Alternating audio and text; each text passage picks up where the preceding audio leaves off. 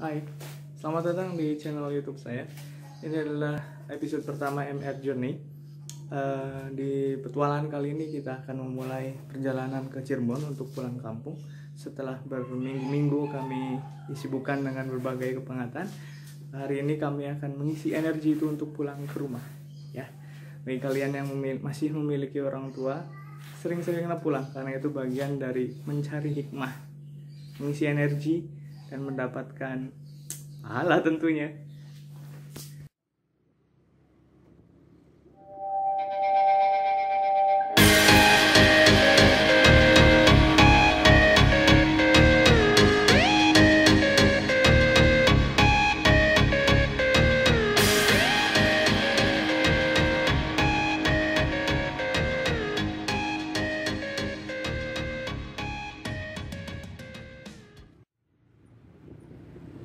Oke kawan-kawan, sekarang kita lewat Jalan Soekarno-Hatta. Nah, kenapa kami lewat Jalan Soekarno-Hatta?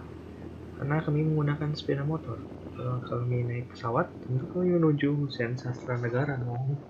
Haredang, haredang, haredang, panas, panas, panas. Selalu, selalu, selalu, panas dan haredang.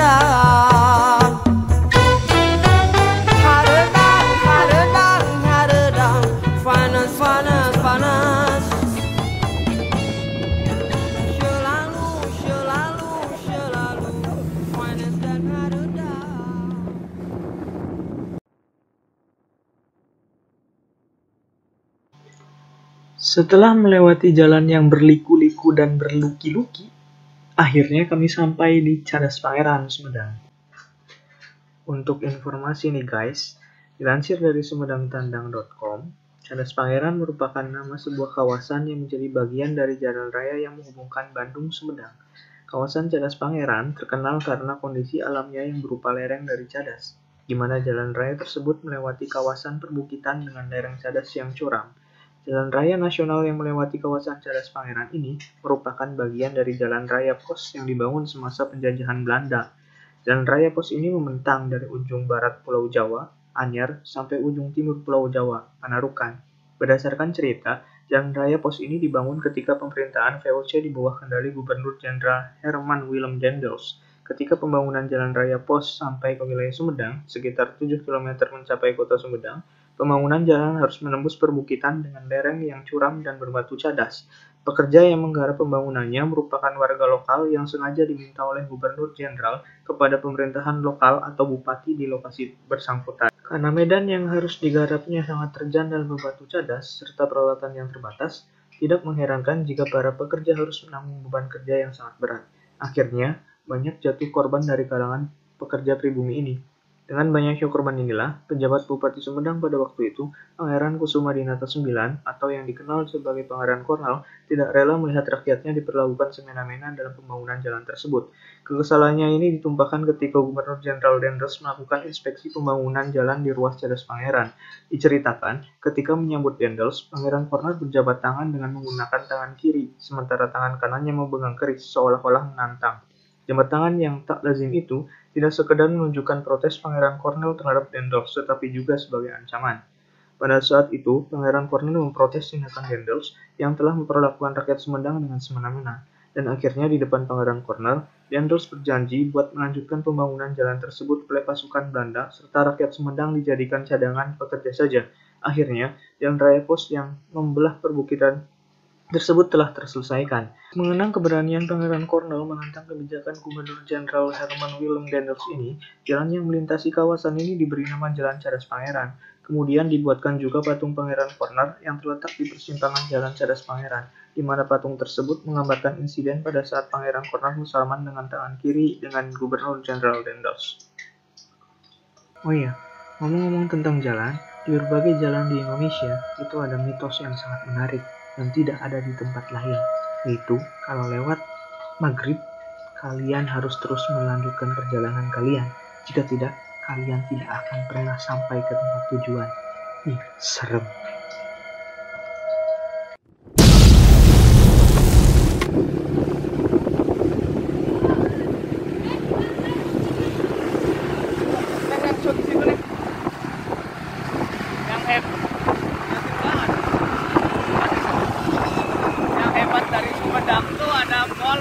layanan publik. Di daerah lain saya belum tahu, tapi Sumedang ada, mantap. Bahkan waktu pagi pernah antri waktu itu jam 9 kurang lebih saya lewat. Antriannya luar biasa sampai memanjang sampai keluar ke trotoar gitu. Luar biasa berarti. Top. Oke teman-teman, kita sudah sampai di Sumedang, mau beli tahu dulu.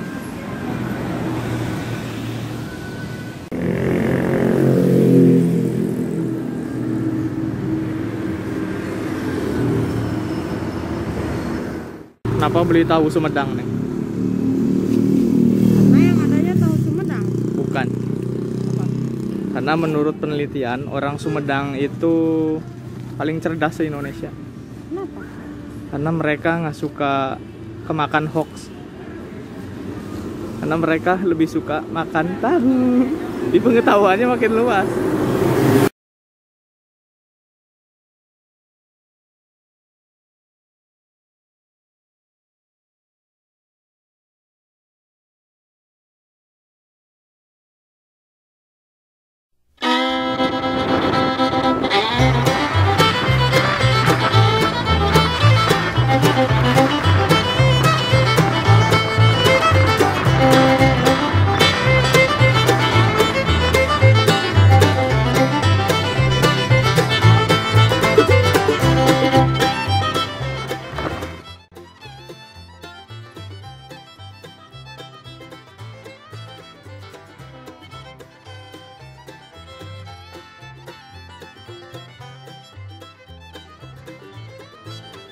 Setelah menempuh perjalanan kurang lebih 3 jam 20 menit 31 detik, akhirnya kami sampai di perbatasan Majalengka dan Kabupaten Cirebon.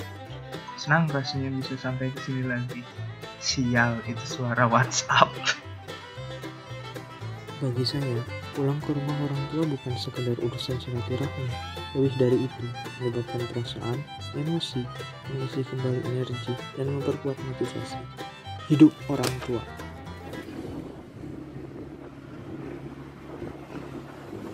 Ya, alhamdulillah akhirnya kami sampai juga di Arjawinangun, sebuah desa kecil di mana saya tumbuh dan berkembang.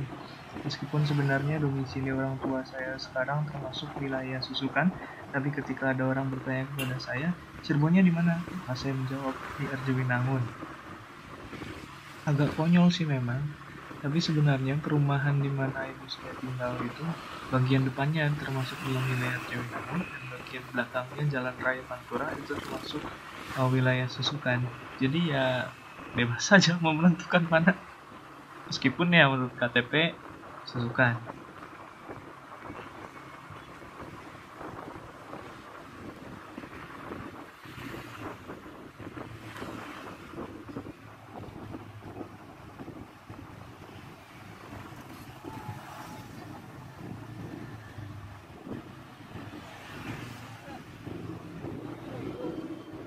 Ya, dan ternyata kita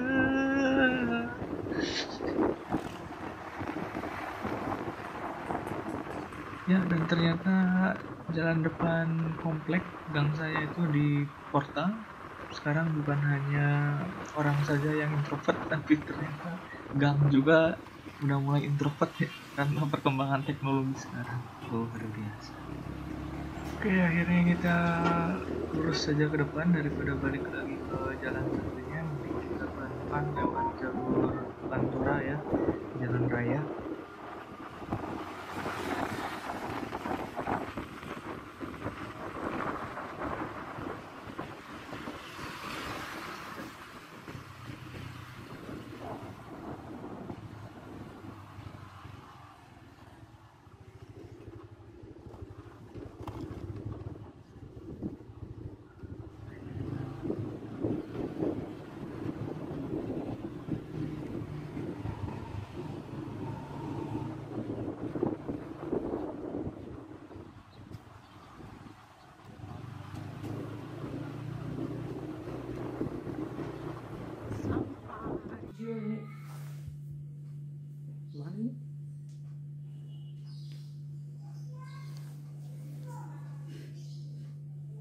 Hai.